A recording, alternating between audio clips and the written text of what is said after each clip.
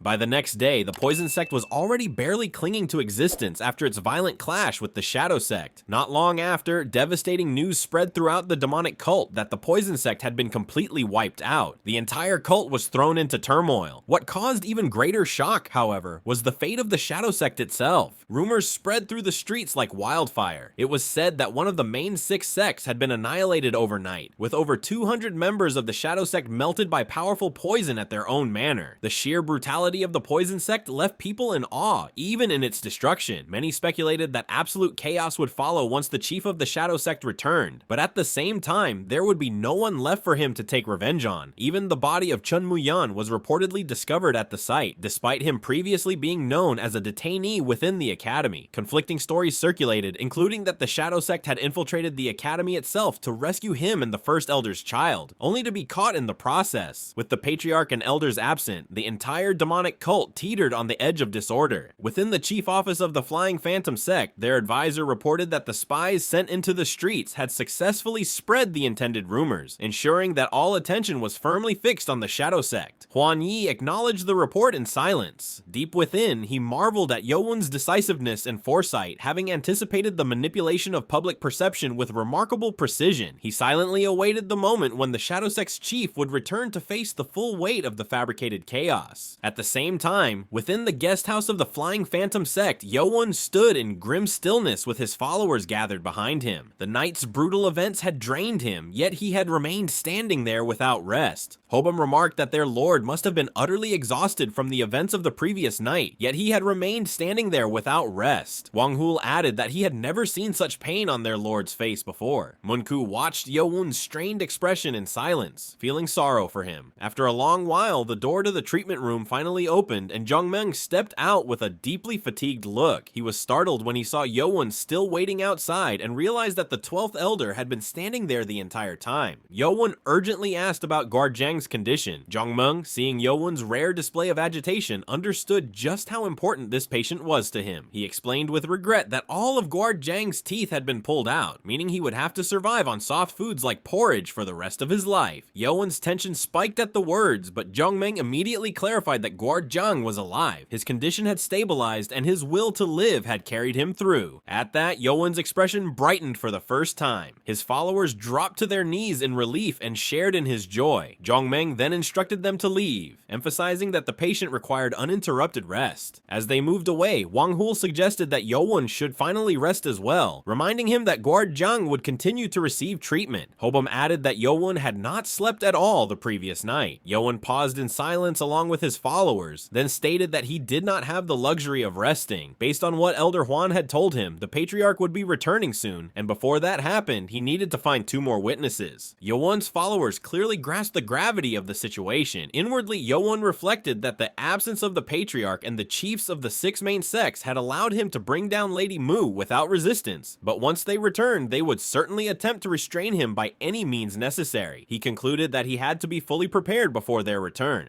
Hobum calculated that, including Yeowun himself, only 4 elders were currently present, and with the 11th Elder's Jade Medallion already secured, only 2 more acknowledgements remained. He judged that the 9th Elder would be the easiest to persuade. Yeowun decided that once Chuck's internal injuries were completely treated, they would move together to meet the 9th Elder. Wang Hul acknowledged that they finally had a concrete plan. Yeowun confirmed it and declared that their destination would be the demonic Reaching Sword Sect. Before leaving the demonic academy, Yeowun had been thoroughly briefed by Left Guardian Li Hameng about the various clans, particularly those connected to the 12 Elders. Among them, Yin Moha was the chief of the demonic Reaching Sword Sect and the 10th Elder. Of the 12 Elders, only she and the 4th Elder, Hang Soyu, were women. The demonic Reaching Sword Sect was officially recognized as a sect, yet in reality, Yin Moha was its sole true martial artist, supported only by the minimum number of hired staff required to maintain the title of a sect. Within the demonic cult, there were 2 individuals even the Patriarch deliberately avoided due to their extreme eccentricities. One was the 11th Elder, Hwan Yi of the Flying Phantom Sect, and the other was the 10th Elder, Yin Moha of the demonic Reaching Sword Sect. Unlike the others, she never left her manor unless there was an official Elder Council meeting or a direct order from the Patriarch, and she never permitted guests to enter her residence under any circumstances. However, for reasons unknown to anyone, it was rumored that once every few years, she secretly met with the chiefs chiefs of the Sword Sect and the Shadow Sect. Yeowun asked whether the chiefs of the Sword Sect and Shadow Sect truly met with her. Hameng confirmed that they did, explaining that every meeting took place on a mountaintop outside the cult's walls where few people passed. He stated that spies had been sent in the past, but none had been able to approach because all three elders were overwhelmingly powerful. The meeting itself was highly suspicious, yet because she returned to seclusion in her manor afterward, even the Patriarch had abandoned surveillance 7 years ago. Hameng explained that although she was ranked low among the elders due to having no allied forces or notable achievements, her martial prowess surpassed even his own. Yeowun was visibly shaken upon realizing that her strength exceeded Hameng's. Hameng affirmed that there was no doubt about her power, but warned that her stubborn and ill-tempered personality made her an unsuitable choice for Yeowun's following, and that persuading another elder might be faster. While Yeowun reflected on Hameng's words during their walk, the group arrived at the mansion of the demonic-reaching Sword Sect, located slightly southeast of the Demonic Academy. Wang Hul announced their arrival. Hobum knocked repeatedly at the gate. After several attempts, someone hurried over and opened it. A middle-aged man holding a broom, apparently part of the cleaning staff, appeared. Hobum introduced Yeowun as the 12th elder and requested that the 10th elder be informed of his request for an audience. The man reacted with surprise and studied Yeowun closely, doubting that someone who appeared barely 20 years old could truly be an elder. Yeowun inwardly recognized the thoughts running through the man's mind. He then produced the medallion that proved his identity as an elder. Upon seeing it, the man immediately rushed inside to report. Not long afterward, the man returned with a hesitant expression. He asked whether Yeowun had been sent by the Patriarch. When Yeowun confirmed that he had not, the man bowed apologetically and conveyed that their chief had declared she would not meet with anyone unless they were sent directly by the Patriarch himself. Yeowun anticipated that she would at least appear at the front gate, yet her refusal confirmed just how stubborn she truly was. Knowing that a different approach was necessary, he resolved to provoke her martial spirit instead. He gathered immense internal energy and released it outward in a violent surge that shook the air around the mansion. Wang Hul, Munku, and Hobum were visibly startled by the overwhelming force. Despite this, there was no reaction from within, and Yeowun was momentarily caught off guard by the complete silence. Realizing force alone would not draw her out, Yeowun asked the attendant to relay one final message to the 10th elder. After the man agreed, Yeowun instructed him to deliver a question asking whether she intended to walk the same path as the Shadow Sect and the Sword Sect. As the man hurried away, Wang Hul questioned the purpose behind such a message. Yeowun clarified that he was determining whether she would remain a neutral bystander or become an enemy. Wang Hul understood that Yeowun was no longer aiming to win her jade medallion, and he silently hoped she would choose not to oppose them. Moments later, a sharp and violent surge of energy erupted from inside the mansion. Yeowun immediately sensed the hostility within it and formed a faint grin, realizing that she had chosen the latter path. The attendant soon rushed back out, pale with fear, and informed them that his master had summoned Yeowun inside. Yeowun entered the mansion without hesitation. Beyond the gate lay a vast yard layered entirely with sand, leading toward the building where Yin Moha resided. The attendant announced their arrival and was dismissed at once. The 10th elder stood waiting with an imposing presence, her posture rigid and domineering, deep wrinkles carved into her stern face. Hobum and Wang Hul were surprised to see that she already held a sword in her hand. Yeowun formally bowed and announced his status as the 12th elder. Yin Moha descended from the terrace with unrestrained authority. She made it immediately clear through her bearing and actions that she acknowledged no one's rank but the Patriarch's, rejecting Yeowun's lineage and authority outright, and declaring that she would never grant him respect under any circumstances. Yeowun quietly acknowledged to himself that the 10th elder truly had a fierce temper. In the next instant, Yin Moha drew her sword without hesitation. Rage burned in her eyes as she reacted to the message she had been given. She felt deeply insulted that her sect had been mentioned in the same breath as those she considered shameless traitors, and her killing intent surged. The dark, cold blade of her sword flashed into view as she charged straight at Yeowun, fully intent on teaching him a harsh lesson on the spot. Munku cried out in alarm, warning Yeowun as the deadly sword rushed toward him. In that brief moment, Yeowun's eyes widened slightly. The sword formation surging toward him was not unfamiliar. It was a powerful technique that amplified its force by linking 18 sword movements into one continuous flow. He recognized it instantly. He drew the cold steel sword from his waist in a smooth, precise motion. Without forming any complex stance, he simply thrust his sword into the exact center of the approaching formation. Force chi erupted from his blade, turning into reflective energy that shattered the combined flow of the 18 movements in an instant. Yin Moha Moha was stunned. Since mastering that sword formation, no one had ever broken it so cleanly. She was forced to retreat several steps, shock filling her heart as she stared at him. She pressed him with an inquisition, demanding to know how he had countered her sword formation so effortlessly and what he truly was. Yeowun, however, had no interest in answering her questions. Instead, curiosity took hold of him and he turned the inquisition back on her, demanding to know how she had come to learn that sword technique, one he had never expected to encounter here. Recognition struck Yin Moha. She realized that he was familiar with the true demon sword. The thought alone shook her, but she hid her unease behind anger as she claimed the technique as one unique to her sect. Yeowun's expression remained cold. He questioned the claim because to his knowledge, that sword technique did not originate from the demonic reaching sword sect. It was tied to the sword demon himself, and he had never heard that the sword demon had taken on a disciple. Wanghul and Hobum were stunned as the name of the sword demon appeared in the conversation. They demanded to know what kind of technique this was, for that legendary figure's title to be mentioned so casually. Yeowun answered in an icy tone. The technique she had used was the evolved demon sword. Munku's thoughts raced as she recalled that this was the very sword technique said to rival even the demonic lord's sword art. Wanghul's shock only deepened. History claimed that this technique had been lost 500 years ago, yet what left him even more speechless was the fact that Yeowun had nullified it in a single move. The contradiction seemed almost impossible. Yin Moha's frustration only grew. She demanded to know whether Yeowun was a messenger sent by someone she referred to as the Nameless. Yeowun, however, had no idea who she meant. He repeated that name in confusion, making it clear he was unfamiliar with it. Yin Moha fell into troubled thought. From his reaction, she realized he truly did not know of the Nameless, and she concluded that there was no way someone outside the demon sword lineage would be entrusted with such martial arts. Yet the reality stood before her. He had recognized the evolved demon sword and dismantled her form as though he understood every corner of it. She knew then that there was no way he could have broken her sword formation so completely unless he knew the technique in full detail. Yeowun realized from Yin Moha's reactions that she had no knowledge of the sword demon's secret manual. He demanded again that she reveal how she had learned that sword technique. In response, Yin Moha fiercely insisted that the evolved demon sword belonged to the demon sword sect and that she should be the one questioning how Yeowun knew it. Yeowun acknowledged that the evolved demon sword was indeed a technique of the sword demon, but he also stated plainly that Yin Moha herself was not a member of the demon sword sect. The words struck Yin Moha deeply. Rage twisted her expression as she felt gravely insulted, and killing intent surged within her. Deciding that only force would give her the answer she wanted, she launched into another charge, unleashing her sword formation at Yeowun, with full intent to overpower him and uncover the truth through battle. Yeowun questioned in his mind why she still clung to such confidence after witnessing that the evolved demon sword alone could not defeat him. Nevertheless, he swiftly swung his blade to defend himself. As the clash continued, Yeowun realized that the sword form she was using now differed from the evolved demon sword he knew. The weaknesses of the original form had been refined and reinforced. Yin Moha pressed her attack relentlessly, accelerating her sword even further. Having trained extensively in the true sword demon's path, the sword formation had evolved uniquely in her hands. Sensing this change, Yeowun immediately altered his method of response. His stance shifted to perfectly mirror Yin Moha's. The sound of repeated sword collisions rang sharply through the area as Yeowun began to match her movements exactly, copying her modified sword motions in real time. The moment Yeowun replicated her refined techniques, Yin Moha's gaze grew cold and sharp. She became certain that Yeowun had truly learned the true demon sword. Realizing that a prolonged exchange would not grant her victory, she determined that she had to strike at his weakness instead. She recalled the hidden move she had been saving for others and made her decision. Yin Moha leapt backward to create distance between them and settled into a completely different stance, preparing to unleash a new technique. Yeowun was astonished the moment he recognized the first form of the technique she unleashed. It was a completely unexpected sword formation. He instantly adjusted his grip and shifted his defense to meet the attack. Yin Moha's first movement was only the beginning. As she transitioned into the second and third forms, the power of her sword increased explosively. Yeowun was forced backward under the rising pressure, yet a faint smile formed on his face as he endured it. Wanghul sensed that parts of her technique resembled the Seven Demon Sword, and the realization sent a shock through him. In the midst of their clash, Yin Moha herself was shaken. She could not comprehend Yeowun's identity. He had not only mastered the evolved demon sword, but also recognized this sword form. Yet as she watched more closely, she realized that although his movements resembled her own, the order and execution were entirely different. The uncertainty only deepened her confusion and fear. Her advancing sword pressure was slowly forced back as Yeowun began to push forward instead. When their 10th movements collided, subsided, Yin Moha was pulled inward by the violent surge of energy. Yeowun's sword stormed like a massive tornado, shredding through her sword flow and scattering her power in all directions. His final movement then surged upward toward Yin Moha's head as she was lifted helplessly into the air by the raging force. The shock caused her to lose her grip on her sword. Realizing she could no longer defend, she attempted to abandon her weapon and retreat, but the violent energy hurled her high into the sky. Yeowun aimed his sword directly at her within the roaring vortex. Instinctively, she shielded her face with both hands. The energy restraining her abruptly vanished, and she crashed to the ground below. Her body trembled violently, her face drained of all color from the terror of the death she had narrowly escaped. Yeowun stepped forward and placed his sword against her neck, his presence cold and absolute. At that moment, Yin Moha understood. What she had just witnessed was the latter half of the sword formation shown by the Nameless. The completed technique, composed of 24 unified movements, far surpassed her own in both structure and destructive force. Yeowun demanded to know whether she intended to continue. Yin Moha lowered her gaze, then shook her head in refusal. Yeowun pressed her for the truth behind how she had learned that sword technique. Yin Moha slowly raised her left hand in surrender and conveyed that she would not reveal its origin. If the price of defeat had to be paid, she was prepared to give up one of her arms. Yeowun paused in silence, realizing that her stubborn refusal was likely connected to the mysterious figure known as the Nameless. He set that issue aside and shifted the focus of his intent, directing his inquiry toward whether she had any ties to the Sword Sect or the Shadow Sect. At that question, Yin Moha visibly flinched. Yeowun's expression hardened as he made his stance unmistakably clear. He would not allow himself to coexist in the same world as those two sects. Yin Moha reacted with sudden realization and recognized him as the seventh young master of the cult. Yeowun acknowledged her words, and she explained that his birth had been mentioned several times during past elders' meetings. Only then did Yin Moha understand his true motive. He had not been probing her out of hostility, but to determine whether she stood on the same side as those two sects. She realized that her temper had led to a misunderstanding from the beginning. Yin Moha revealed that her ties to the Sword Sect and the Shadow Sect were bound by enmity rather than alliance. 5 centuries earlier, the Sword Demon had possessed 3 messengers, Jurang Mu, Cheon Yeowun, and Yin Hongsu. The Sword Demon had placed absolute loyalty to the demonic cult above all else, and intended to select only the most skilled of the 3 as the sole inheritor of the Demon Sword Sect, for that legacy was meant to be passed down to a single successor. The remaining 2 were meant to serve as bodyguards to the patriarch of that era, Manhwa Chun. However, Cheon Yeowun and Jurang Mu, both young prodigies consumed by ambition, schemed to use the minor sects backing them to marry into the patriarchal line. When the Sword Demon learned of their betrayal, his fury was immeasurable. He believed his own prestige had corrupted them, and without hesitation, cast them aside. Yin Moha's ancestor, Yin Hongsu, remained devoted to the Sword Demon's will, and struggled to preserve the true legacy of the Demon Sword Sect. Yet the betrayal of the other 2 messengers destroyed everything. Even after being shunned alongside them, Yin Hongsu never abandoned his reverence for the Sword Demon. When the Sword Demon passed without appointing an official pupil, the Demon Sword Sect's lineage was left without a true successor. At that point, Yin Hongsu declared himself the rightful inheritor and founded a second Demon Sword Sect. The Council of Elders, however, refused to acknowledge his sect solely because he had been abandoned by the Sword Demon. Worse still, that same council later recognized Cheon Yeowun's Sword Sect and Jurang's Shadow Sect as the official successors to the Demon Sword's legacy. Yin Hongsu protested fiercely, declaring that neither deserved such recognition. For slandering the patriarch's bloodline, he was imprisoned for 10 years. By the time he was released, both sects had already risen to great power, leaving him powerless to challenge their authority. Consumed by wrath and injustice, Yin Hongsu founded the demonic Reaching Sword Sect to reclaim what had been stolen. In doing so, he set forth 3 wishes. The first was to inherit the true legacy of the Demon Sword Sect and restore the Sword Demon's honor. The second was to fully restore the Sword Demon's ultimate technique, the evolved Demon Sword. As Yeowun listened, unease stirred within him. If only the evolved Demon Sword had been involved, its restoration over 5 centuries could be understood. Yet that alone did not explain how Yin Moha possessed knowledge of the 24 Demon Sword technique, a form that had only been created after the battle with the Berserk Saber God and through analysis of its counter techniques. Yin Moha revealed that the third wish of her ancestor was absolute loyalty to the the patriarch and to the demonic cult itself. Just as the sword demon had desired, Yin Hongsu sought to eliminate the Shadow Sect and the Sword Sect, whom he deemed corrupt, and to free the cult from their grasp. Yeowun realized that contrary to what Li Haimeng had described, not all of the sword demon's messengers had been driven solely by greed. One of them had truly sought to fulfill the sword demon's mission, and that will had endured through generations. Yeowun acknowledged that such loyalty had been preserved for 500 years and recognized the demonic reaching sword sect as the true descendants of the demon sword's lineage. Those words struck Yin Moha deeply, as her sect had longed for such recognition for generations. Hearing it now filled her with emotions she had never expected to feel from someone so young. Yeowun then formally made his request to Yin Moha as the 10th elder and the true descendant of the demon sword sect. He asked her to become his witness for his ascension to the minor priesthood, and promised that if she stood with him, the six main sects would never again hold absolute control over the cult. Yin Moha doubted that such a promise could truly be fulfilled, believing that such a change should have happened long ago if it were truly possible. However, Hobum interrupted her with firm conviction, declaring that Yeowun had already brought the poison sect to ruin and had personally eliminated the remaining members of the shadow sect within the city, including Lady Mu. Yin Moha was stunned by this revelation. When she looked to Yeowun for confirmation, he calmly affirmed it. Yeowun then spoke plainly. If Yin Moha pledged her loyalty to him, he would ensure that she would be recognized as the official successor to the sword demon's legacy. She was shaken by this declaration and could not understand how such a thing could be accomplished. Yeowun explained that the true purpose behind the founding of the academy had been to foster a genuine successor to the sword demon. The weight of that revelation stunned Yin Moha, as she realized the implications of what he was suggesting. Rather than continuing with words alone, Yeowun decided that it would be faster to show her directly. Yeowun drew his sword and stepped into the yard. As his followers and Yin Moha watched with focused attention, he unleashed the true demon sword with his cold steel blade. The precise flow of his movements left everyone stunned. Before the echoes of that formation could fade, he shifted his grip and transitioned into another sword art. The sword light that followed was on an entirely different level. As the 24 demon sword unfolded through one formation after another, Yin Moha's breath caught. Her vision blurred with tears as realization struck her with overwhelming force. The mystery that had bound her sect for 500 years was finally being revealed before her eyes. The moment that truth settled into her heart, the invisible shackle that had restrained her cultivation shattered. An immense resonance surged through her body. Yin Moha collapsed into a seated position, her body entering deep meditation on its own. Multicolored light erupted from her form as torrents of energy surged violently outward. 5 distinct chi streams unified within her body. Yeowun instantly recognized the phenomenon. Yin Moha's awakening had propelled her directly into the ultimate stage of a Genesis master, a breakthrough far more violent than his own. At that exact moment, a sudden disturbance cut through the air. Yeowun reacted instantly, snapping his hand out and stopping a fast-moving object just steps away from Yin Moha's meditating body. A sharp needle with red feathers and a poison-blackened tip was intercepted mid-flight. The presence of poison triggered immediate alarm. Wang Hul exploded into motion toward the source of the attack and caught a fleeing staff member in one sweep. Before the man could be interrogated, dark foam bubbled from his mouth as poison took effect, ending his life instantly. Even as Wang Hul turned to report, Yeowun was no longer on the ground. He had already reached the rooftop, and another hidden figure was dragged down from above, seized by the throat. Before the assassin could take his own life with poison, Yeowun sealed his body through his blood points with ruthless precision and forcibly removed the poison hidden in his mouth. Yeowun ordered his followers to stand guard around Yin Moha, and 3 of them immediately moved into position, sealing every possible approach. He examined the captive and identified the concealed poison hidden in the man's back tooth, recognizing it as a prepared method of suicide. Yeowun released the man's verbal pressure point to extract information and demanded to know who had sent him. The man refused to answer. Yeowun anticipated the silence and resealed the pressure point, acknowledging that the man was a spy who would not speak. Fear took hold of the captive as Yeowun lifted his hand without warning and snapped one of the man's fingers backward, shattering the bone. Yeowun signaled through cruel certainty that every bone in his body would be broken one by one unless he cooperated. Another finger was snapped moments later, drawing out a muffled scream of agony that could not be voiced. An hour passed as the torture continued in silence. At that same time, Yin Moha's body began to undergo a violent transformation. Her bones and muscles entered a reshaping process, and after several minutes of intense trembling, her skin cracked and reconstructed itself. Yeowun observed that she had entered complete physical restoration. When the transformation ended, the middle-aged exterior she once bore was gone. Her body had been reborn with youthful vitality, now resembling a woman in her mid-20s. Yin Moha rose unsteadily, moved to the front of the building, and bowed deeply before Cheon Yeowun. With absolute submission, she publicly declared her loyalty to him as the true successor of the Sword Demon, and pledged herself as the 10th Elder and chief of the demonic-reaching sword sect to his cause.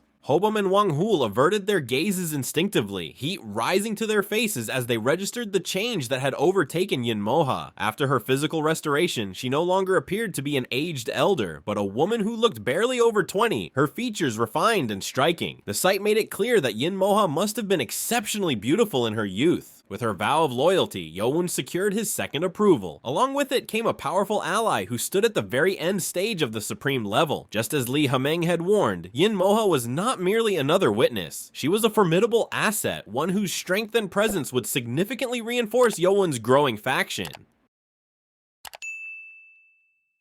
Yeowun and his members gathered inside the office of the mansion, the atmosphere heavy and tense. The 10th Elder, Yin Moha, now appeared no older than the others present, yet the fury in her expression betrayed her true age and experience. Rage simmered within her as she recalled the betrayal she had uncovered. The staff who had served her faithfully for a decade had, in truth, been spies planted by the Sword Sect, and the realization made her blood boil. Yeowun calmly asked her to explain what had transpired between her and those spies. Yin Moha paused, gathering her thoughts before recounting the past. It had happened roughly 8 years earlier. One night, while she was training alone in front of her manor, an intruder had suddenly appeared. His face was concealed behind a mask, but his eyes carried a depth of wisdom that could not be hidden. Yin Moha had immediately engaged him in battle, unwilling to allow an intruder to leave unchallenged. However, the outcome had been shocking. She was defeated in a single form. After overwhelming her, the masked man acknowledged that she had restored the evolved demon sword technique to a remarkable degree. He then instructed her to come alone to the summit of Five Wise Peak, located southwest of the 10,000 Great Mountains, 3 days later at precisely 10 at night, claiming that they would meet again there. With that, he vanished. Yin Moha explained that his voice had been deliberately altered, leaving her unable to identify him. She had agonized over the decision for a long time, torn between caution and curiosity. In the end, she chose to go. She could not ignore a man who not only recognized the evolved demon sword, but also invoked the name of the demon sword sect itself. When she finally arrived at the peak, she was confronted by figures she had never expected to see together under such circumstances. Standing there were Young Bon, the chief of the sword sect, and Jinwon Mu, the chief of the shadow sect. Before she could fully process the shock of their presence, the masked man appeared before them as well, confirming that the meeting had been planned from the very beginning. Young Bon erupted in fury, demanding that the masked figure reveal his identity, and questioning who would dare invoke the name of the demon sword sect to summon them. The masked man remained unmoved and made it clear that his identity was irrelevant. When Jinwon pressed further, asking how they should address him, the man gave himself a single name, the Nameless. He then revealed the purpose of the gathering. He had brought them there to pass down the long-lost evolved demon sword, declaring that the three of them were meant to carry on the legacy of the sword demon. The declaration struck all three leaders like a thunderbolt. Yin Moha continued her account, explaining that once the Nameless mentioned passing down the evolved demon sword, shock overtook everyone present. What the Nameless demonstrated next left no room for doubt. The technique he displayed was unmistakably the evolved demon sword, refined to an astonishing level. Its power rivaled even the Patriarch's demonic lord's sword art, forcing all three to acknowledge that what they were witnessing was genuine. Jinwon demanded to know how the Nameless had come to possess such a technique. The Nameless refused to answer, offering no explanation. When Jinwon questioned his motives for passing it on, the Nameless replied that he was doing so because he believed it was right to entrust the technique to those who had inherited the will and legacy of the sword demon. Yin Moha could not accept that reasoning. She openly rejected the idea, asserting that Chun Gyeong and Jurang Mu had abandoned the sword demon, bringing ruin upon his sect. In her view, the descendants of the sects founded by those two had no right to inherit the sword demon's legacy. Her words ignited anger in Young Bon, who took them as an unforgivable insult to his ancestors. Jinwon too reacted coldly, questioning whether Yin Moha was deliberately provoking them. Yin Moha stood her ground, insisting that she had spoken nothing but the truth. The tension on the mountaintop escalated rapidly, hostility thickening the air. At that moment, the Nameless intervened. He silenced them and declared that the evolved demon sword was not the only treasure of the sword demon that he intended to pass down. Then, before any of them could react, the Nameless demonstrated another sword formation. What he revealed left all three leaders shaken to their core. The formation radiated overwhelming might, so profound that even the sword art of the Sky Demon paled in comparison. The Nameless revealed that the technique he had just displayed was called the 24 Demon Sword, the last sword art left behind by the Sword Demon. He declared that the evolved Demon Sword would be passed down immediately, but the 24 Demon Sword would only be taught 3 years later to the one individual who had perfected the evolved Demon Sword the most. Yinmoha explained that she had devoted herself entirely to that goal. She trained without rest, driven by the determination to ensure that neither the Sword Sect nor the Shadow Sect would inherit the Sword Demon's final teachings. She had believed with absolute certainty that she alone could perfect the technique. However, reality proved otherwise. The foundations of both the Sword Sect and the Shadow Sect traced back to the Demon Sword Sect itself, and when they reunited at Five Wise Peak 3 years later, both chiefs had also perfected the evolved Demon Sword. With no clear victor among them, the Nameless was unable to make a decision. Instead, he granted them another opportunity. They were given 2 additional years, with the condition that the one who could supplement and eliminate the technique's weaknesses would be chosen as the successor to receive the 24 Demon Sword. Yinmoha sealed herself within her manor and devoted her entire existence to refining the technique, treating it as a matter of life and death. Yeowun understood then that the sword technique Yinmoha had used against him was the result of those years of relentless refinement. Yinmoha continued, admitting that competition had a way of twisting even the strongest minds. The chiefs of the Shadow Sect and the Sword Sect were among the top 5 martial artists of the entire cult. Once they committed themselves fully, it was inevitable that they too would find ways to reinforce the technique and cover its flaws. Even in this second trial, no one stood above the others. Once again, there was no decisive victor. At that point, the Nameless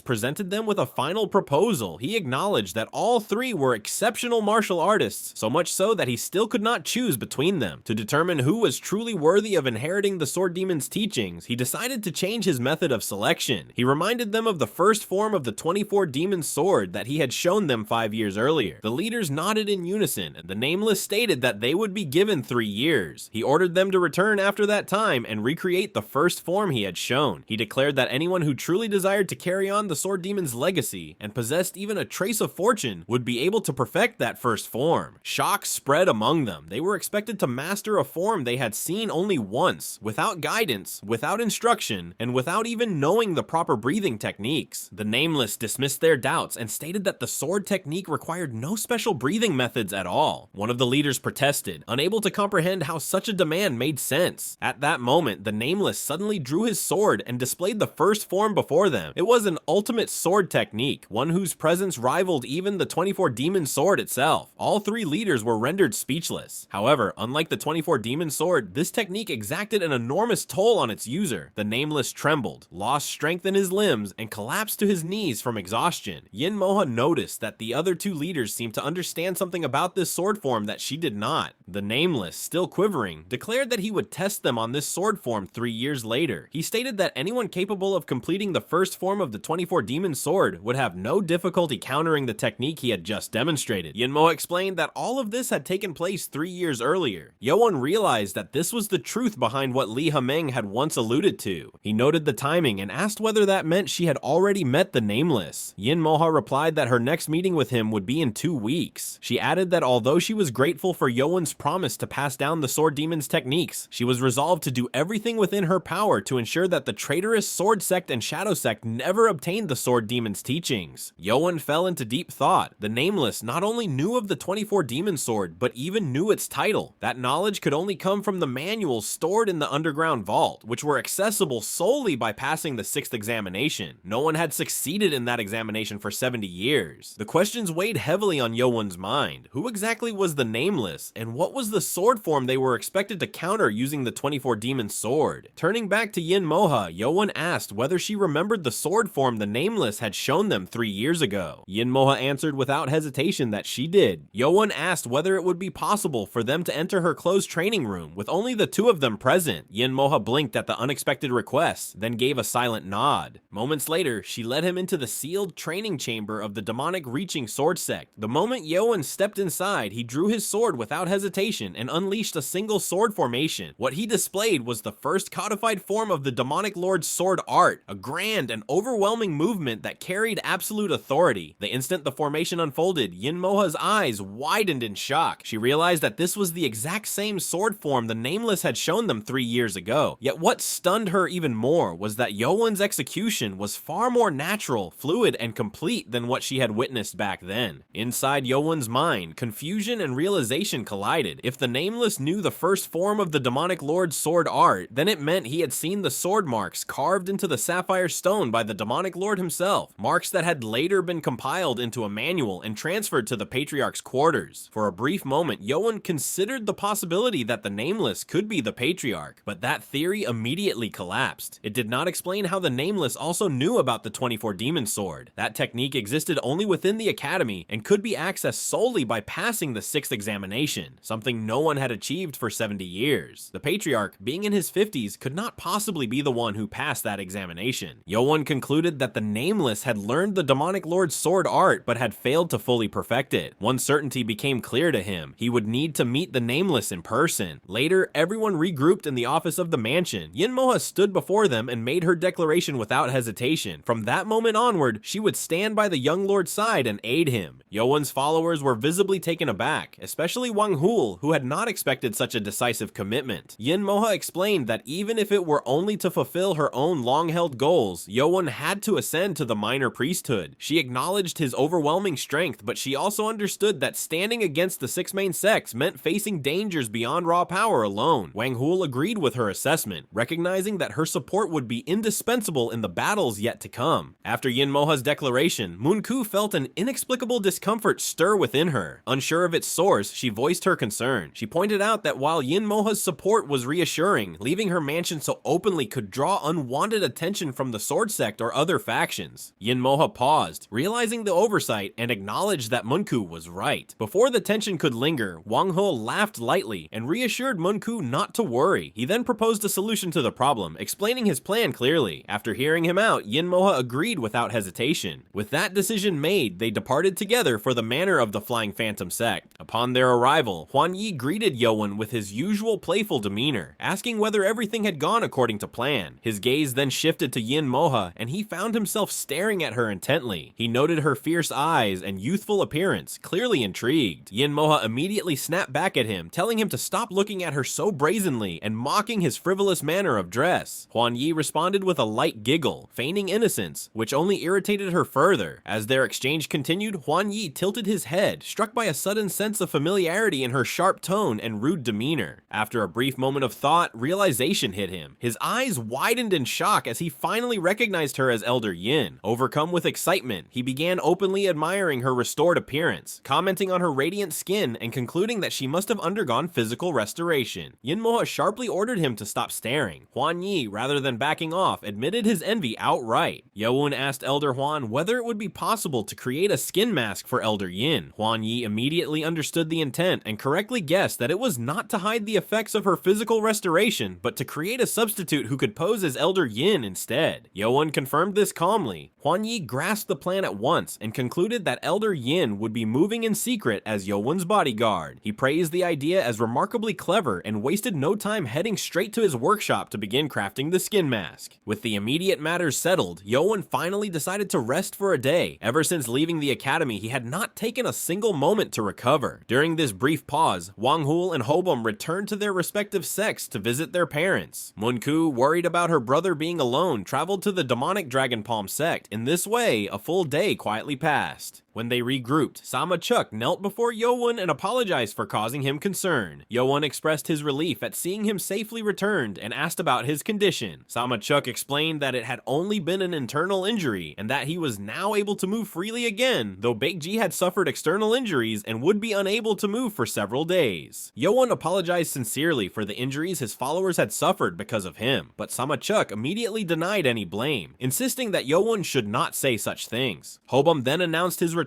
with his usual energy, declaring himself back in service. Yeowun welcomed him and asked about his parents, to which Hobum happily replied that they were doing well. Yeowun then turned his attention to Mun-ku and asked about her brother. She explained that her grandfather had been away, which had caused her concern, but reassured him that everything was fine. Yeowun smiled in quiet relief upon hearing this. After looking around and confirming that everyone except Baekji had returned, Yeowun straightened and declared that it was time to announce the next step of his plan. His followers immediately responded with unwavering resolve, declaring their readiness to follow any order he gave. Yeowun informed his followers that he would be dividing them into groups. He assigned Wang-hul, Hobum, and Mun-ku to contact the sects of the followers who had joined them during their time at the academy. Wang-hul immediately voiced concern, reasoning that Yeowun should not move alone and suggesting that he and Hobum would be sufficient for the task. He insisted that Mun-ku should remain by Yeowun's side instead. Hobum was visibly disappointed that he did not get a chance to argue his case, while Mun-ku, on the other hand, felt relieved and quietly pleased that she would be staying with Yeowun. Yeowun accepted the suggestion and decided that he would personally head to the warrior dance sect, entrusting the rest of the task to Wang-hul and Hobum. The group split into two, and Yeowun's group set off toward the warrior dance sect manor, which was located to the east of the castle. As they approached, Yeowun carefully observed the estate. The manor was vast and lavish, far grander than most sects. Judging by its scale alone, it could easily rival one of the main 6 sects. Yeowun hoped that obtaining their jade medallion would not turn into a complicated affair. When they reached the entrance, 2 middle-aged guards noticed them and rushed forward in surprise. They immediately recognized Sama-chuk. Their reactions were filled with warmth and familiarity, clearly showing how close they were to him. Sama-chuk returned their greetings and confirmed that he had finished his time at the academy. Without delay, Sama-chuk quietly urged them to inform his father that he had arrived together with young Lord Cheon Yeowun. The guards readily agreed and hurried inside to deliver the message. From the side, Mun-ku observed the exchange and noted how natural and affectionate the interaction was, and she concluded that Yeowun would likely face little resistance in securing the jade medallion here. Soon after, another figure hurried out from the mansion. It was Sama-yi, the leader of the Sama clan and the 9th elder of the cult. Sama-yi greeted Yeowun with clear excitement, correcting himself as he addressed him properly as Elder Chun, and warmly welcomed him to the manor. Yeowun returned the greeting with a respectful bow, thanking Sama-yi for his hospitality. Without delay, Sama-yi invited everyone inside, declaring that Yeowun's visit was an occasion worthy of celebration. He insisted that a grand feast be prepared, convinced that such a meeting deserved food and drink in abundance, even though the sun was still high in the sky. Yeowun, however, showed little enthusiasm for the festivities, and Sama-chuk also felt that the reception was excessive given the circumstances. They were soon led to a massive banquet table overflowing with luxurious dishes and rare delicacies. Sama-yi urged them to eat freely, praising their efforts and accomplishments at the academy. He openly expressed his admiration for Yeowun's overwhelming martial prowess, especially recalling the battle against Elder Baek, which had left a deep impression on him. At that point, Yeowun decided not to indulge in pleasantries any longer. He stood up from his seat and addressed Sama-yi directly, explaining that he had not come merely for food or celebration. With a solemn bow, Yeowun formally stated his request, asking Sama-yi to become a witness to his ascension to the minor priesthood. Sama-yi was visibly taken aback by the gravity of the request. He regarded Yeowun with widened eyes. To him, Yeowun's ascension already felt inevitable, and he seemed almost amused that Yeowun felt the need to be so formal. After a brief pause, Sama-yi subtly gestured to a servant, signaling for someone else to be summoned. Meanwhile, Mun-ku quietly poured herself a cup of jade flower wine. As she lifted it, the rich fragrance filled the air, and she found herself appreciating its refined aroma, thinking that Wang-hul would surely be envious if he knew what they were drinking here. Soon after, another person entered the guest house. The attention of everyone seated at the banquet table shifted at once. The newcomer was a young woman, strikingly beautiful, appearing to be no more than 19 or 20 years old. She carried herself with grace as she formally formally greeted Yeowun and introduced herself as Sama Young. Yeowun returned the courtesy with a respectful bow and calmly introduced himself in turn. Sama Yi laughed heartily as he watched the exchange, proudly explaining that the young woman was his daughter and Sama Chuk's younger sister. He then made his position clear. He stated that he would be honored to serve as a witness to Yeowun's ascension to the minor priesthood. However, he emphasized that true mutual trust required a stronger foundation. At those words, Yeowun felt an uneasy premonition and frowned slightly, sensing that the conversation was heading in an undesirable direction. Sama Yi proceeded to reveal his intent. He pointed out that Yeowun was still unmarried and suggested that marriage could serve as the bond that would firmly unite their two sides. He openly proposed that Yeowun take his daughter as his wife, remarking that while she might not be perfect, such a union would benefit them both. The reaction was immediate. Mun-ku, who had been drinking moments earlier, choked in shock and spat out her wine, the liquid spraying forward as she hurriedly wiped her mouth, her expression frozen in disbelief. Yeowun composed himself and expressed that the proposal had caught him completely off guard. Sama Yi, however, showed no sign of backing down. He questioned whether Yeowun found fault with his daughter, and when Yeowun denied that being the issue, pressed further, implying that there was no reason for Yeowun to refuse. Inside, Yeowun realized that his suspicions had been correct. The lavish hospitality and excessive enthusiasm had never been simple courtesy. Sama Yi had planned this from the very beginning. From Sama Yi's perspective, the reasoning was clear and calculated. After witnessing Yeowun bring down the chief of the poison sect, he became convinced that Yeowun was a force completely separate from the authority the six main sects had maintained for 500 years. Yeowun was destined to become the minor priest who would oppose them. Although the warrior dance sect had risen to the status of a high-ranking sect, it still remained beneath the six main sects.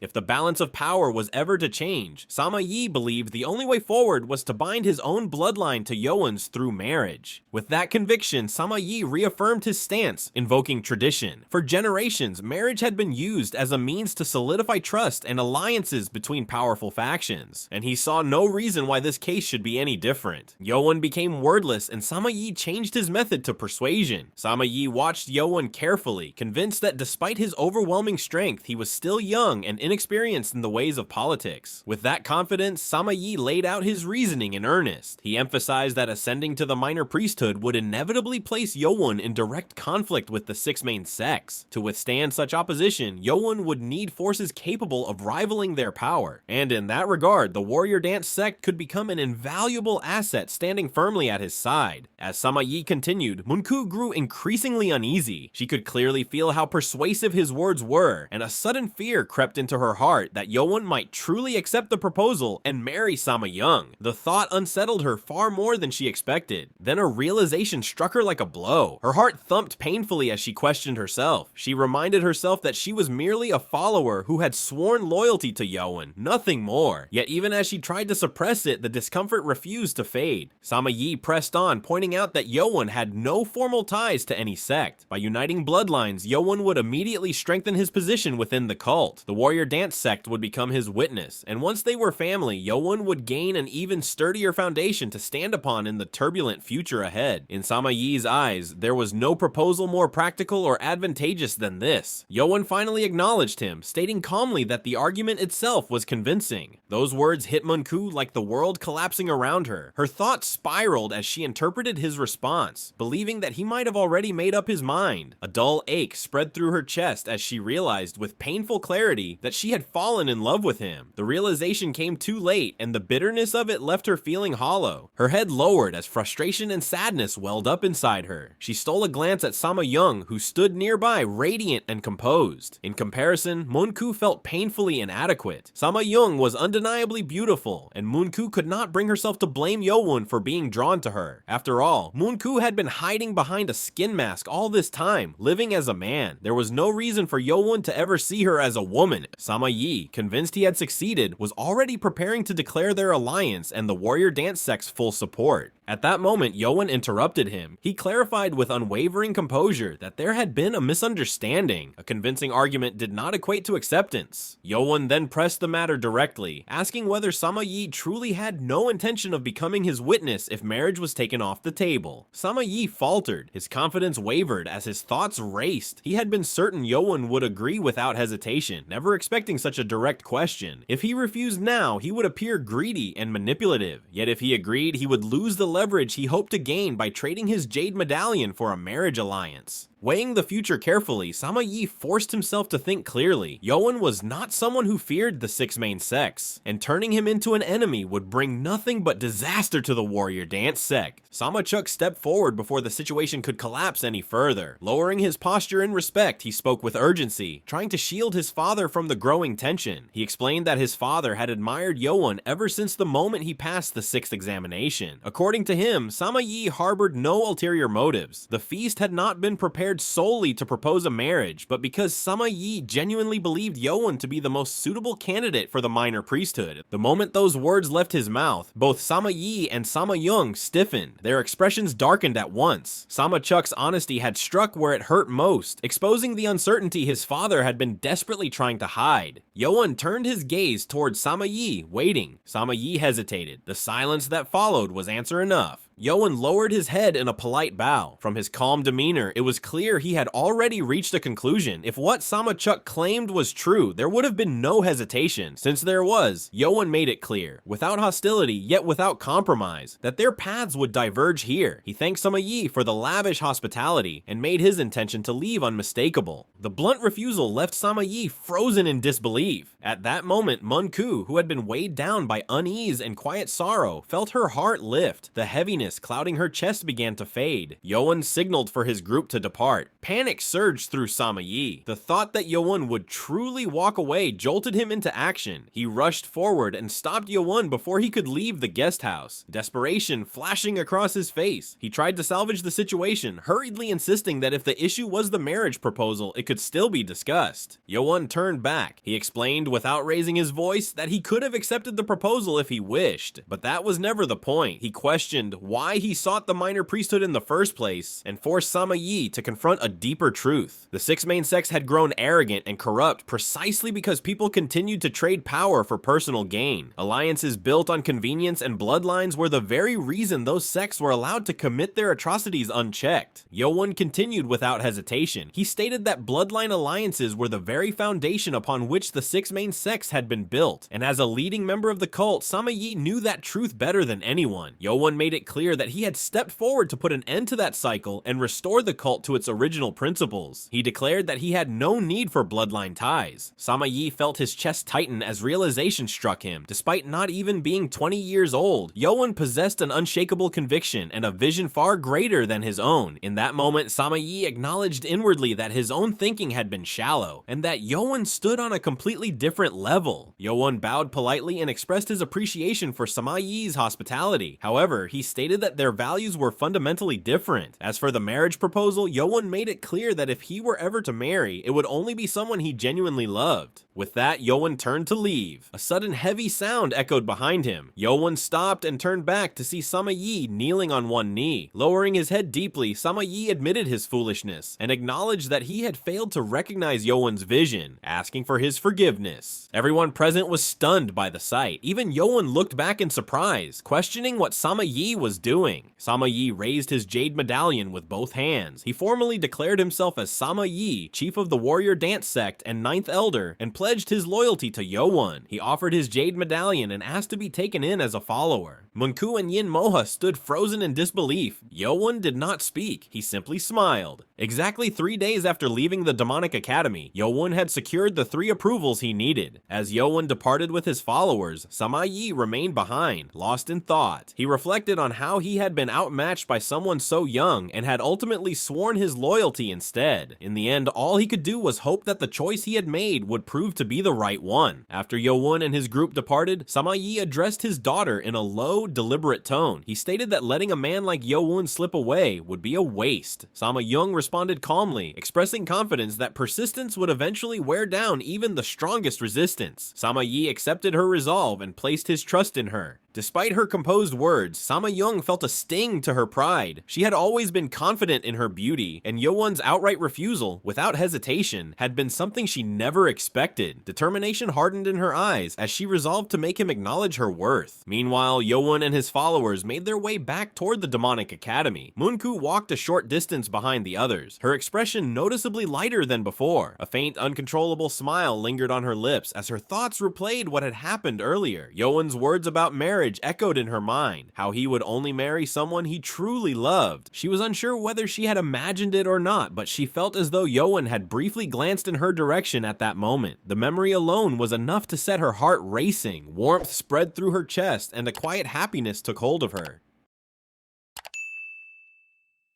Inside a small restaurant near the Demonic Academy, there was a private room reserved exclusively for VIP guests. Yeowun sat across the table from Lee Hameng, while Yin Moha was standing beside him. Hameng's attention, however, was unconsciously drawn toward Yin Moha. Hameng was inwardly astonished. Yin Moha had clearly undergone physical restoration, and not only that, Yeowun had secured her loyalty as well. It was an outcome Hameng had never anticipated. After settling in, Hameng focused on Yeowun, who had requested this meeting for a specific reason. Yeowun asked about the individual who had passed the 6th examination 70 years ago. The question caught Hameng off guard, as such information was rarely brought up, let alone questioned directly. Before Hameng could respond, Yin Moha calmly stepped in and explained everything that had transpired over the past several years. She recounted the appearance of the masked individual known as Nameless, the passing down of the sword techniques, and the connection to the sword demon's legacy. As Hameng listened, shock spread across his face. The realization struck him heavily. The Nameless individual had not only demonstrated knowledge of the sword demon's techniques, but had also mastered the demonic lord's sword art itself. At that point, Hameng revealed the truth. The person who had passed the 6th examination 70 years ago was none other than the former patriarch of the demonic cult, Inji Chun. Yeowun's eyes widened in disbelief. Inji Chun was Yeowun's grandfather and the previous patriarch of the cult. Among all the patriarchs over the last 500 years, he was revered as the greatest martial artist. During the Great War against the Muram Alliance and the evil faction, he had never suffered a single defeat. His overwhelming combat achievements had allowed the demonic cult to expand its influence as far as Zhejiang, cementing his name as a living legend within the cult's history. Yeowun's thoughts tightened as a chilling realization surfaced. His grandfather had gone missing nearly 20 years ago, and yet this mysterious figure known as Nameless possessed knowledge and mastery that should have been inaccessible to anyone else. Hameng too was deep in thought. The implications were unsettling. To master both the demonic lord's sword art stored within the patriarch's private quarters and the techniques sealed in the academy's underground library, one would need not only unparalleled talent, but also impossible access. Such a feat required passing the 6th examination and entering places forbidden to nearly everyone. Before either of them could dwell further on the matter, a deafening sound tore through the air. Massive horns roared across the entire demonic cult stronghold, their echo shaking the streets and walls alike. Hameng rose instantly and moved to the window, his expression sharpening at once. This signal could only mean one thing: the lord of the demonic cult had returned. Outside, the streets erupted into chaos and celebration. The cultists' voices rose in waves, filled with excitement and reverence. The lord and his entourage had returned far earlier than expected, cutting short the time Yeowun had assumed he still possessed. Hameng understood immediately that the calm before the storm had ended. The true confrontation was about to begin. Yeowun's gaze, however, did not wander with the crowd. His eyes were fixed on the procession itself. At its center rolled a black carriage, imposing and solemn, radiating authority without needing to reveal its occupant. Within it sat the patriarch of the demonic cult. The parade advanced with overwhelming grandeur. Warriors marched in perfect formation, banners fluttered, and mounted elites escorted the carriage as cultists chanted in reverence. It was a moment meant to inspire awe, yet something was wrong, and Yeowun noticed it. At the front of the procession rode the Great Guardian, Markham, leading the march as expected. Behind the carriage followed the Right Guardian, Submeng, but Submeng's appearance was unsettling. His complexion was unnaturally pale, and his right eye was concealed beneath layers of linen wrapped tightly around his head. Yeowun's unease deepened as he took in the full state of the returning expedition. Submeng's injury was clearly severe, but he was far from the only one affected. The third elder appeared outwardly unharmed, yet the fourth elder and everyone ranked below him bore obvious signs of brutal combat. Even the fifth elder, Soyu Hong, was missing her left arm entirely. Worse still, one of the elders had not returned at all. Concern surfaced on Munku's face as her eyes hurriedly searched the procession. Tension gripped her chest until she finally found him. Her grandfather, Mun Yun, looked utterly exhausted, yet he still raised his hand to acknowledge the cheering cultists. Relief washed over her as she quietly exhaled. Hameng continued his careful observation and noted the absence that troubled him most. The 7th elder, Kong Sonong of the shielded Bright Saber sect, was nowhere to be seen. From Hameng's perspective, it was only a matter of time before the truth behind that disappearance came to light. Elsewhere in the procession, Jinwon Mu, the chief of the Shadow sect, scanned the surroundings with growing agitation. His eyes searched frantically, but neither his sister nor the children of the Shadow sect were present. An oppressive sense of dread settled in his chest, a feeling he could not explain no matter how hard he tried. A ripple of confusion spread through the crowd as murmurs rose from the rear of the parade. Those following behind the main procession wore unfamiliar attire, and the banners they carried made their identity unmistakable. They belonged to the Murim Alliance, the largest faction among the forces of justice. The atmosphere shifted instantly. Cultists whispered among themselves, unease replacing celebration. Some recognized the Yulin clan insignia and questioned why representatives of the Murim Alliance were present at all. Before long, hostility erupted. Boos echoed through the streets, and jeers were hurled openly at the newcomers. Even the demonic cult's warriors grew visibly tense, their hands never straying far from their weapons. Yeowun watched the scene unfold in silence, surprise flickering through his eyes as the Murim Alliance members entered without hesitation. At that moment, a calm, amused voice sounded beside Hobom. The sudden presence made him flinch instinctively. Yeowun asked Huan Yi what was happening. Huan Yi explained that the matter had been kept highly confidential, so even he did not know the full details. However, he had heard that this might be the moment when the demonic cult would formally join forces with the Murim Alliance. The possibility shocked Yeowun. For nearly 50 years, the demonic cult had waged relentless war against the Murim Alliance. Although there had been no major clashes in the past 5 years, the hostility between them remained deeply ingrained. Not long after, short horns sounded 3 times in succession, signaling the immediate summoning of all elders, clan leaders, and guardians to the inner palace. Inside the palace hall, the leaders of the high-ranking sects were seated in the front rows, while the leaders of the remaining sects took their places behind them. When Sama Yi entered as the 9th elder, the guards announced his arrival loudly. The assembled leaders rose to greet him, welcoming him back and exchanging formal courtesies. The 5th elder, Hang Soyu of the musician sect, noted that 3 elders had yet to arrive. The 4th elder of the stealth sect responded with thinly veiled sarcasm, remarking that the chief of the poison sect was likely unwell and deserved some understanding. At that moment, the guards announced the arrival of the 10th, 11th, and 12th elders. Hang Soyu clicked her tongue in displeasure, inwardly mocking how one of them must have grown close to the lower elders after falling in rank. As the gates opened and the 3 elders entered together, murmurs rippled through the hall, heads turned sharply, and frowns spread across the faces of those seated in the high-ranking positions. Shock registered clearly among them. Hang Soyu in particular was left staring in disbelief. The one walking in was Cheon Yeowun, accompanied by Yin Moha and Huan Yi. Hang Soyu stared in disbelief as the realization struck her. The title of 12th elder meant only one thing: Cheon Yeowun had passed the 6th examination. The shock rippled through the hall before Jinwon Mu connected the pieces as well. The absence of the poison sect suddenly made sense, and recognition dawned with bitter clarity. This young man was the one responsible for crippling poison sect's grandson. Hostile glares poured in from the sword, blade, and sound sects. Their heirs had lost arms at Yeowun's hands, and the resentment was raw and undisguised. Many elders seethed inwardly, convinced that no matter how he had reached this position, they would never acknowledge a brat like him as one of their own. Yet their expectations were shattered almost immediately. One by one, leaders began to rise. The chief of the Demon Fist sect stepped forward first, offering a formal greeting. Then the chief of the West Gate sect followed, and after him, the leader of the Destructive Axe sect. It did not stop there. More and more sect leaders stood, acknowledging Yeowun's presence with respect. Soon, even leaders of lower-ranking clans rose from their seats and bowed. Over 50 clan heads stood in unison, their actions forming a silent declaration of alignment. Cold unease crept into the hearts of the opposing elders. This was not coincidence. Too many people were standing, and too decisively. Yeowun observed the scene calmly and understood the reason. Behind the scenes, Wang Hul, Hobom, and the other followers expelled from the academy had clearly worked relentlessly to sway these clans. Hang Soyu clenched her jaw as frustration burned through her. Before their departure, Yeowun had been nothing more than an annoyance. Someone she believed could be crushed at will. Now he stood supported by dozens of sects. The realization unsettled her deeply, and anger flared as she inwardly cursed his name. At that moment, a guard's voice rang out from behind, announcing the arrival of the Lord. The atmosphere shifted instantly. Cheon Yeowun entered the hall dressed in black robes embroidered with golden dragons. Every person present rose and dropped to one knee in perfect unison, proclaiming their reverence for the demonic cult and its ruler. After taking his seat upon the throne, Cheon Yeowun raised his hand. The great guardian Markham, wearing his strange mask, declared that everyone could be seated. Yeowun noticed it immediately. From this close distance, the patriarch's breathing was faintly uneven. It was subtle, something only a seasoned martial artist could detect, but it was unmistakable proof of internal injury. Judging by his composed appearance, the damage was controlled, far less severe than what some of the other elders had suffered. Yeowun's gaze shifted to Sub-meng, who stood at the patriarch's right side. The moment Sub-meng realized Yeowun was looking at him, his eyes widened in disbelief. The refined flow of Yeowun's aura struck him like a blow. It was calm, dense, and terrifyingly mature, clearly surpassing his own level. Sub-meng could no longer look at him as the former student he once scolded so casually. As Yeowun turned away, a sharp pressure brushed against his senses. Cheon Yeowun had begun looking directly at him. The patriarch's gaze was piercing, sharp enough to feel like the edge of a blade. Though his expression remained controlled, Yeowun could tell this was not indifference. The patriarch was unmistakably surprised. The great guardian Markim announced the start of the hall meeting and called upon the ninth elder to report on the affairs of the cult during the patriarch's absence. Samayi stepped forward and delivered his report in full. He covered financial disruptions, structural instability, and internal disturbances that had occurred while the leadership was away. Then he reached the matter that caused the hall to stir. He reported that the remaining forces of the Poison Sect and the Shadow Sect had clashed violently, annihilating one another. Neither sect had survivors. A low murmur spread across the hall. Those who had remained within the cult had already heard fragments of these rumors, but for the elders who had been away, the impact was devastating. Shock rippled through the ranks as the implications settled in. Several elders reacted with visible grief and disbelief, realizing that their children and successors had perished in the chaos. Suppressed cries of anguish and rage echoed through the hall as names and losses were mentally tallied. Jinwon Mu remained outwardly still, but his thoughts were in turmoil. The death of his sister made no sense to him. She was too calculating, too cautious to fall so easily. The explanation laid out before him was clean, logical, and supported by evidence. Everything fit together too neatly, and yet the conclusion was inescapable. She had been drawn into a trap and destroyed. From the side, Li Hameng watched the elders unravel and felt a quiet sense of awe. At this very moment, Yeowun's scheme was bearing fruit. The six main sects had not merely suffered losses, their foundations had been shaken to the core. Their heirs were gone, their bloodlines were broken, their authority was wounded beyond repair. Only one report remained. Samayi stepped forward and formally reported that according to the laws of the demonic cult, Yeowun had successfully passed the sixth examination of the academy and thus qualified as the 12th elder. He explained that Yeowun's official appointment had been delayed solely because the patriarch had been absent, and he respectfully petitioned that the appointment be finalized now. Before the hall could settle, Hang Soyu reacted sharply, opposing the motion. She insisted that this gathering was not meant for appointing new elders and argued that the matter should be postponed for further discussion. Her objection was cut short. The patriarch gave his approval. A heavy silence fell over the great hall as Cheon Yeowun called Yeowun forward. Yeowun rose from his seat, walked to the center without hesitation, and knelt on one knee before the throne. Invoking the authority of the 23rd patriarch of the demonic cult, Cheon Yeowun formally appointed Yeowun as the 12th elder and commanded him to devote his body, mind, and unwavering loyalty to the cult. Yeowun accepted without hesitation. As Cheon Yeowun looked down at his son, a strange feeling passed through him. The boy who had once been treated as nothing more than a disposable pawn had climbed, step by step, from the very bottom to stand before him now as an elder of the cult. The transformation was undeniable, and even the patriarch could not dismiss it as mere coincidence. Cheon Yeowun then asked if Yeowun had anything further to say. Yeowun expressed his gratitude and immediately followed it with a request for permission to ascend to the minor priesthood. The patriarch's brows lifted in genuine surprise. He had not anticipated this, not now, and certainly not so directly. Before the hall could react, three figures stood up at once. Samayi, Yin Moha, and Hwan Yi stepped forward, knelt behind Yeowun, and formally declared their support, petitioning the patriarch to grant Yeowun permission to ascend to the minor priesthood. The chief of the stealth sect froze in shock as the realization struck him. From the very beginning, Yeowun had been steering everything toward this moment. Samayi's support could be explained, but Yin Moha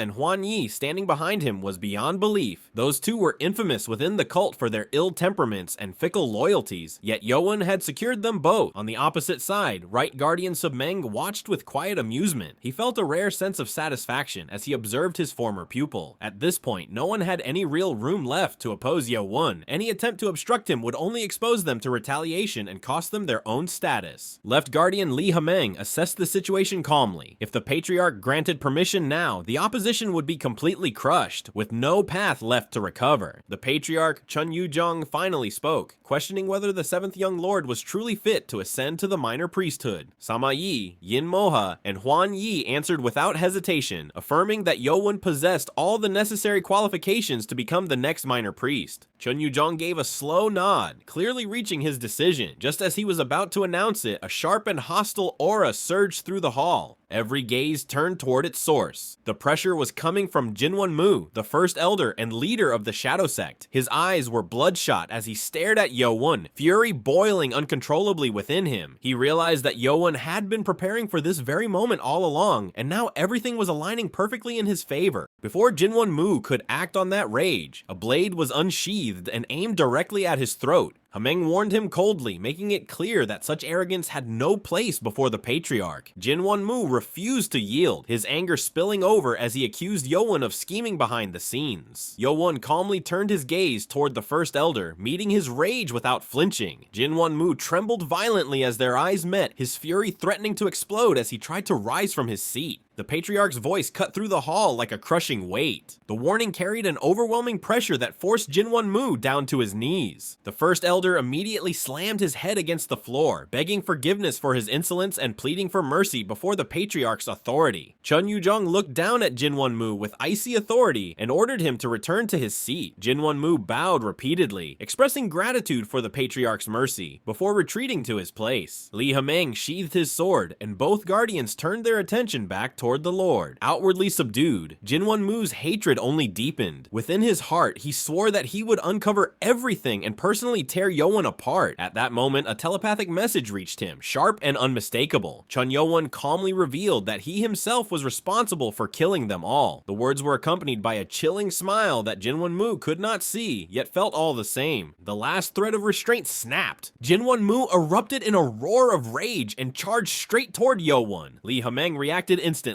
moving to intercept him, but Jinwon-mu's cultivation was a full stage higher. With overwhelming force, Jinwon-mu unleashed the flowing dark cloud palm, smashing Ha-meng aside and sending him crashing into a pillar. Blood spilled from Ha-meng's mouth as his body struck the stone with brutal force. Without slowing, Jinwon-mu released the ultimate form of the evolved demon sword, manifesting the true demon sword formation within the Great Hall. The Patriarch's expression shifted in shock as the terrifying sword technique unfolded before him. Even Yin Moha's face darkened as she recognized it. The technique Jinwon-mu wielded far surpassed the original evolved demon sword. Its weaknesses had not merely been patched, but completely transcended, refined into a far more advanced and lethal form. Yeowun raised a single finger, blue force chi gathering densely around it. As his finger moved forward, his energy met Jinwon-mu's head on. The clash of their force chi detonated violently, and a thunderous explosion ripped through the Great Hall, shaking the air as power from two supreme warriors collided. Jinwon-mu's thoughts shook in disbelief as he sensed the technique clashing against him. He realized that Yeowun was wielding the 24 demon sword, and confusion surged through him as he questioned how such a young man could possibly know that sword art. Despite the shock, Jinwon-mu reacted instantly. With his right hand, he maintained the evolved demon sword formation, while his left hand launched another sword technique at the same time. The dual assault struck Yeowun squarely, slamming into his shoulder and abdomen and forcing him violently backward. Yeowun skidded across the floor before managing to stop himself. He quickly analyzed the attack, recognizing that Jinwon-mu was using the evolved demon sword with his right hand, while unleashing a different demonic sword technique with his left. It was neither the right sword left palm, nor a conventional dual hand method. Both hands were wielding sword techniques independently, making it feel as though Yeowun was being attacked by two separate warriors at once. NANO's voice immediately rang out within his mind, informing him that he had been struck by a materialized energy wave and that regeneration of the damaged areas had begun. Yeowun realized that without NANO's intervention, the exchange could have been fatal. Sensing Yeowun's injury, Jinwon-mu surged forward with killing intent. In his mind, he resolved to end the fight immediately, convinced that Yeowun's Lord's wound was his opening, Jinwon-mu then unleashed a terrifying combination. With one hand, he released the final formation of the True Demon Sword, while with the other, he simultaneously activated the first formation of the 24 Demon Sword. Two distinct sword formations erupted at once, and shock spread across the Great Hall as the overwhelming power filled the space. Yin Moha's face drained of color as she sensed the magnitude of the attack, believing that even Yeowun might not be able to stop it. As the razor-sharp force chi closed in, threatening to tear Yeowun apart, his gaze hardened. At that critical moment, the energy around his hand shifted. Blue blade chi condensed tightly around it, transforming his hand into a weapon of pure cutting force. Hwan Yi's eyes widened in shock as he recognized the skill. It was the same terrifying blade art Yeowun had once used against him. Yeowun's hand moved at unnatural angles, unleashing relentless blade movements that tore through the sword formations attacking him. Jinwon-mu's expression twisted in disbelief as his techniques were overwhelmed. Panic set in as he realized he could no longer endure the pressure. He attempted to force his way out by pouring more energy into his hands, but his body was already trapped within the crushing prison of blade chi, unable to move as the overwhelming power closed in. Jinwon-mu's left arm was violently flung backward as the overwhelming blade chi crushed through his technique, sending tremors through his entire body. Yeowun did not allow even a fraction of a second to pass. The instant the opening appeared, he advanced without hesitation and transitioned into the final codified combat form of the Berserk Saber God's technique. Yeowun did not know the original name of the form. In his mind, he had named it Flying Dragon. His body rotated upward from below, and as he spun, dense blade chi erupted around him. A scream of pure terror echoed throughout the Great Hall as Jinwon-mu's body was shredded midair. Flesh, bone, and blood were torn apart by the relentless storm, and when the scream finally ended, fragments of his body rained down onto the floor like butchered remains. Silence followed. The Great Hall fell into a deathly stillness. Every elder, guardian, and sect leader stood frozen, their minds unable to process what they had just witnessed. Among them, Right Guardian Submeng drew particular attention. It was widely known that he had once taught Yeowun the fundamentals of blade techniques. Even he could not hide his shock. Submeng stared at Yeowun, his expression stiff, his thoughts in turmoil. The saber technique Yeowun had just used resembled a flying dragon soaring through the heavens. It felt eerily familiar, yet Submeng knew with certainty that he had never taught such a form, nor had he ever witnessed it before. Left Guardian Li Haiming was equally shaken. His thoughts raced as he stared at the remains scattered across the hall. He immediately recognized the truth. That was the Berserk Saber God's technique, and not only had Yeowun analyzed its counter, he had fully mastered it. It was as if the heavens themselves had bestowed divine talent upon the young lord. At that moment, a telepathic message reached Haiming. The Great Guardian informed him that they needed to speak in private later. Haiming quietly wiped the blood from his face and gave a subtle nod. Meanwhile, Hwan Yi observed the scene with narrowed eyes and a faint, satisfied calm. The Great Hall had been the perfect stage for such a display. Yeowun had revealed his true power to every major figure of the cult in a single stroke. With the first elder eliminated before their eyes, the balance of power had shifted beyond repair. Hwan Yi's thoughts moved swiftly. With the Shadow Sect's leader erased, it was now time to decide how to exploit whatever remnants of their influence remained, for the sake of the young lord's future. The Patriarch remained silent, as his thoughts churned beneath the surface. He had deliberately refrained from intervening, prepared to step in only if the situation spiraled beyond control. Yet what Yeowun had displayed far exceeded his expectations. If this was the extent of Yeowun's growth over the past 10 years, then his potential was terrifying. Such progress could elevate him into the ranks of the top martial masters of the land, perhaps even make him a future threat to the Patriarch himself. The boy was becoming increasingly difficult to control, but at the same time, his value to the cult had multiplied. The Patriarch resolved to watch him more closely from now on. The heavy silence in the Great Hall was broken as outrage erupted from among the elders. Hang Soyu, the fifth elder, could no longer restrain herself and condemned Yeowun for killing the first elder within the Great Hall itself in the Patriarch's presence. The fourth elder echoed her fury, demanding that Yeowun kneel and beg for forgiveness for his audacity. Yeowun met their outrage with a cold, piercing gaze. The intensity of his eyes alone forced them to avert their own without realizing it. He then lowered himself onto one knee before the Patriarch. He acknowledged that his life had been directly threatened and stated that he had acted solely in self-defense. He offered an apology for the disorder caused within the Great Hall and requested forgiveness for the resulting impropriety. Hang Soyu felt a surge of satisfaction. She believed the Patriarch would never tolerate even the slightest challenge to his authority, and she expected Yeowun to be reprimanded harshly. At that moment, Lee Hameng stepped forward and dropped to both knees. He took full responsibility, declaring that his own weakness and lack of foresight had failed to protect Yeowun when his life was endangered. He insisted that any punishment should fall upon him instead. The protesting elders were stunned. They could hardly believe that the Left Guardian, one of the Patriarch's most trusted protectors, was openly shielding Yeowun. The Patriarch finally spoke. He declared that the incident lay solely with the First Elder, and thus he would let the matter rest. Hameng bowed deeply in gratitude for the Patriarch's mercy. The Patriarch then addressed the hall with unmistakable authority. He stated that while the First Elder had attempted to harm Yeowun in his presence, and had paid for it with his life, this outcome was sufficient recompense. However, he issued a stern warning. Any future display of insolence within the Great Hall would be treated as a direct challenge to his authority, and no one, regardless of status, would be exempt from punishment. Every person present shouted their acknowledgement in unison. Within his own mind, Yeowun understood the message clearly. This was a warning. The Patriarch had allowed this incident to pass, but there would be no leniency the next time. Yeowun had anticipated as much, and he accepted it without hesitation. Cheon Yeowun's voice rang through the Great Hall as he declared that Cheon Yeowun had more than proven his worth. He announced that Yeowun was to be officially appointed as the next minor priest and asked if there were any objections. In that moment, no elder dared to raise their voice. Those who opposed Yeowun remained stiff and silent, while those who stood on his side held their breath as they looked toward the Patriarch. With no resistance forthcoming, Cheon Yeowun delivered his final decree, declaring that from this moment onward, the 7th young lord, Cheon Yeowun, was officially recognized as the minor priest of the demonic cult. The hall erupted with emotion. Clan leaders and sect heads aligned with Yeowun rose from their seats, faces flushed with excitement and triumph. It had been 500 years since a minor priest had emerged without ties to the 6 main sects, and this moment carried historic weight. Their voices rang out in celebration, unable to contain the significance of what had just occurred. In stark contrast, representatives of the remaining high-ranking sects sat in grim silence. Their expressions were heavy, their gazes lowered, fully aware that the balance of power within the cult had shifted irreversibly. Within Yeowun's mind, clarity settled in. Everything had led to this point. He had finally reached a position where he could stand against them on equal footing. For the sake of his mother, and for the future he envisioned, he resolved that he would bring them all down, one by one.